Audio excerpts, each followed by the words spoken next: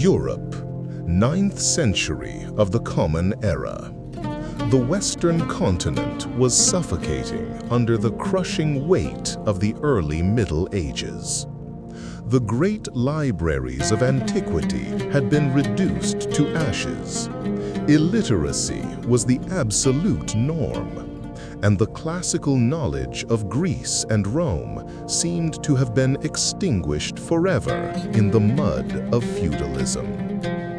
However, while the Western Christian world sank into a dark intellectual stupor, across the Mediterranean Sea, in a vast empire born in the deserts of Arabia, one of the most dazzling intellectual revolutions in human history was exploding.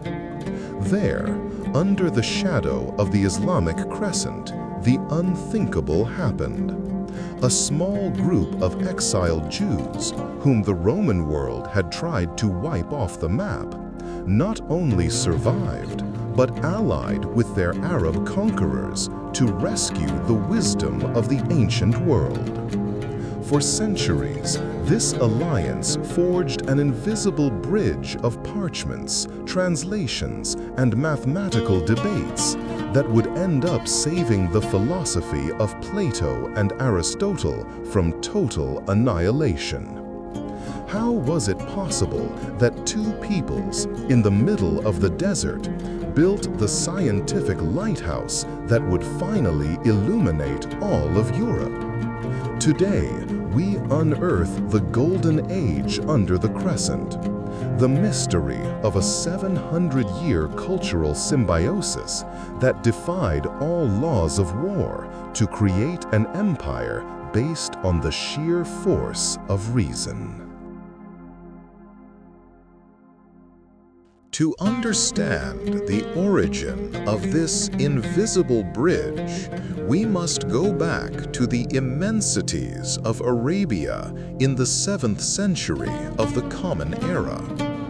The Arabian Peninsula is a vast extension of 1,300,000 square kilometers of desert, surrounded by a strip of green land.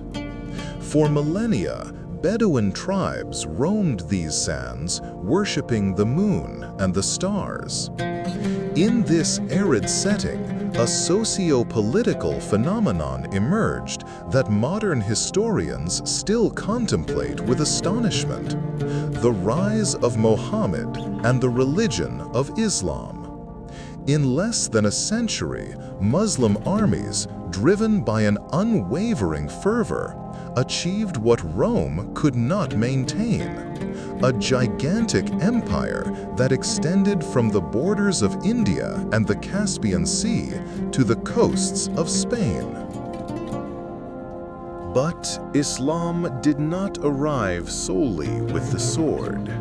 It brought with it an unusual tolerance for the time. The Jews, who had been present in Arabia for centuries, introducing craftsmanship and commerce, were recognized under Islamic law as the people of the book.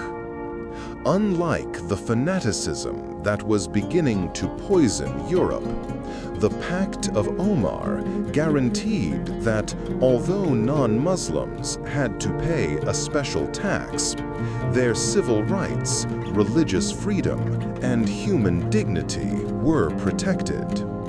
In fact, Jews who served in the courts or in the army were exempt from that tribute and quickly rose to the highest echelons of the Islamic government, occupying positions as viziers and financial advisors. The impact of this climate of tolerance on the psyche of the Jewish people was absolute. The biblical Jew and the Jew of the medieval ghetto disappeared.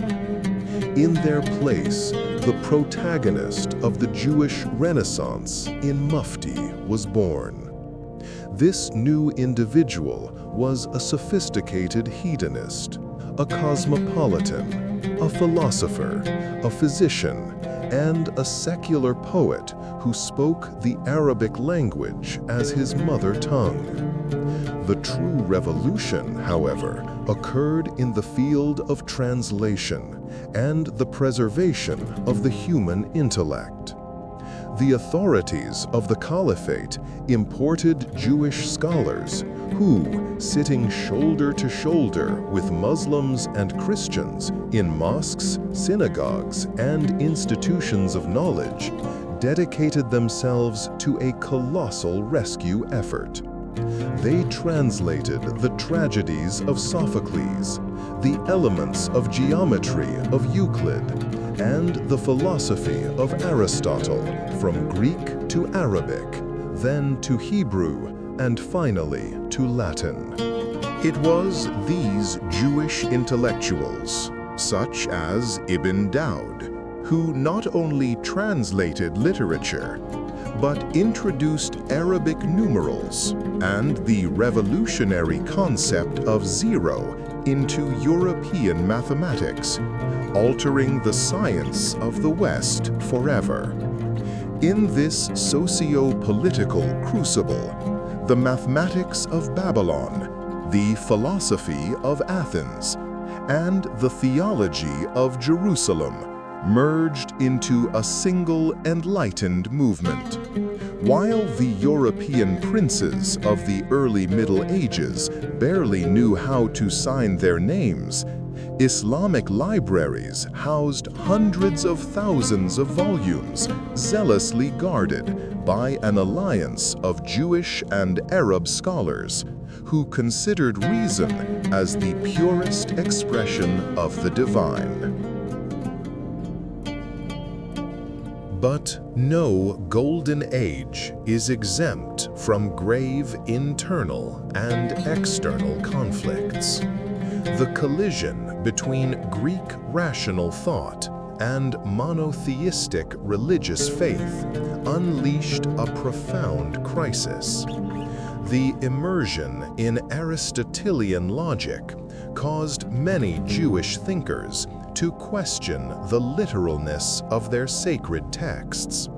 Thus, in the 8th century, the revolt of the Karaites arose, a Jewish Protestant movement led by Anan ben David, which rejected the millenniary authority of the Talmud in favor of a free and personal interpretation of the scriptures.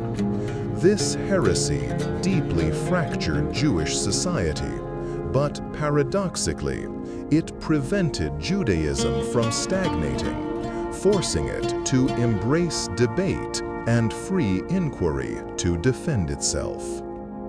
At the same time, the opulence and intellectualism of cities like Cordoba, the Paris of its time, generated an amoral and luxurious lifestyle.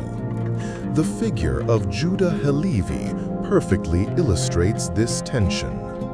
Born in Toledo in the year 1075, Halevi studied algebra, Greek, astronomy, and medicine in Lucena, a city known as the City of the Jews. Becoming a wandering poet and a successful physician, he immersed himself in the hedonism of Cordoba, writing secular love poetry. However, the existential anguish of seeing his people dilute themselves in cold rationalism led him to write his magnum opus, the Kuzari. In it, he used the format of a theological dialogue with the king of the Khazars to defend that faith and direct experience with God surpassed the cold logic of Greek philosophy, thus initiating a romantic return toward traditional Jewish spirituality. But the philosophical conflict was soon devoured by a brutal military conflict. In the 12th century, the liberal empire of the Moors in Spain began to crumble. From North Africa emerged a sect of extremely fanatical Islamic barbarian warriors, the Almohads, who invaded Spain, bringing with them intolerance and forced persecution. The liberal Jewish and Islamic communities were caught in this crossfire. It is in this tragic hour that the most monumental intellectual figure of the time rises, Moses ben Maimon, known worldwide as Maimonides. Born in Cordoba in the year 1135 into an illustrious family of judges and scholars, Maimonides was forced to flee by the Almohads. He escaped to Fez in North Africa, where he continued his studies in medicine and law under immense danger, until finally settling in Cairo, Egypt, which was still governed by the tolerant dynasty of the Fatimids. The genius of Maimonides was so dazzling that Richard the Lionheart, King of England, offered him to be his personal physician, an offer that Maimonides rejected, considering Europe to be a culturally barbaric environment. Instead, he became the personal physician of the great Saladin, and dedicated his nights to a titanic task, writing the Mishnah Torah and the Guide for the Perplexed. Maimonides resolved the principal conflict of his time. He demonstrated that the scientific reason of Aristotle did not contradict divine faith, but that both were complementary paths toward the same universal truth.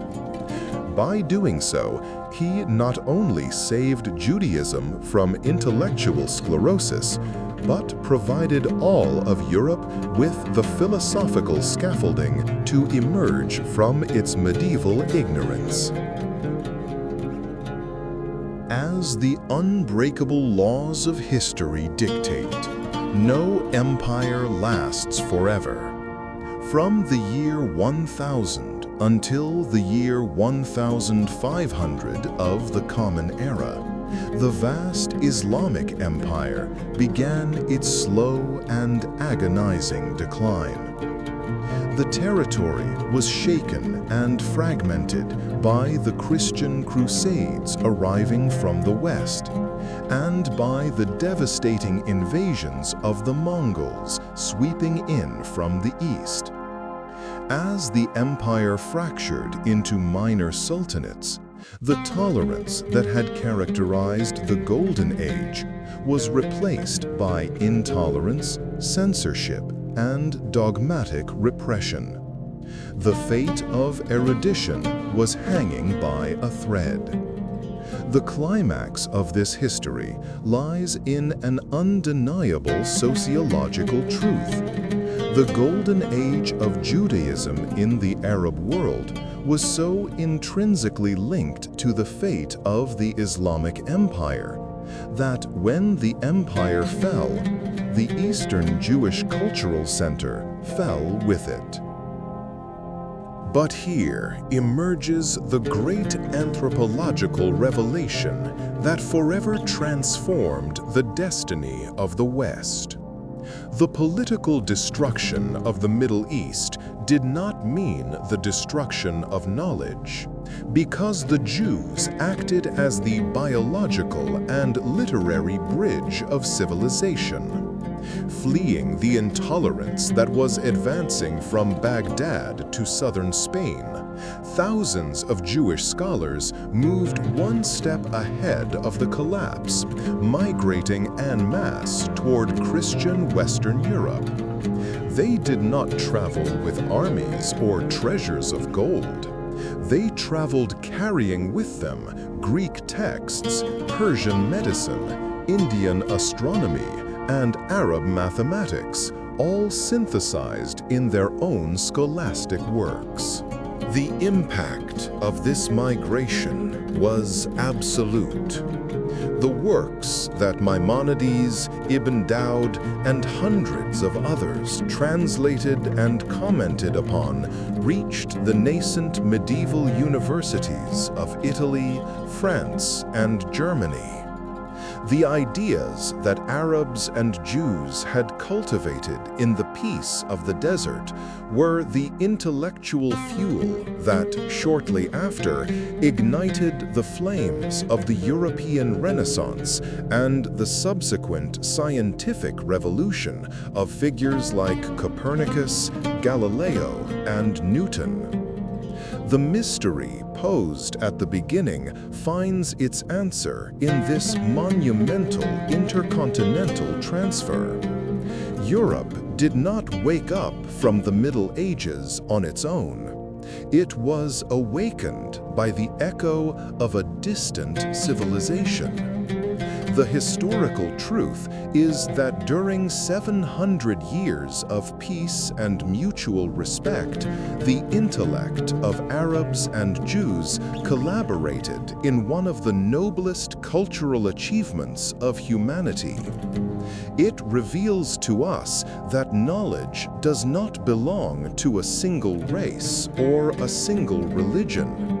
It is a fragile torch that, when threatened by politics in one region, is always picked up by exiled minds who cross invisible bridges to illuminate the next chapter of human history.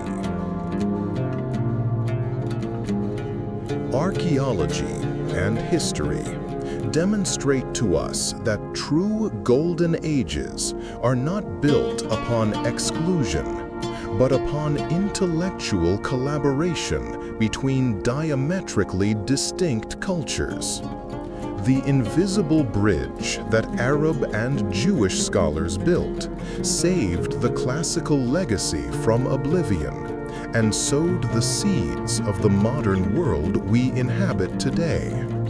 Now the question is for you. In a present often fractured by incomprehension and sectarianism, do you believe it is possible to replicate a cultural symbiosis of this magnitude?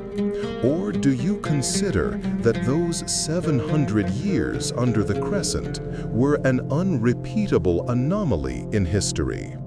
I invite you to leave your arguments in the comments.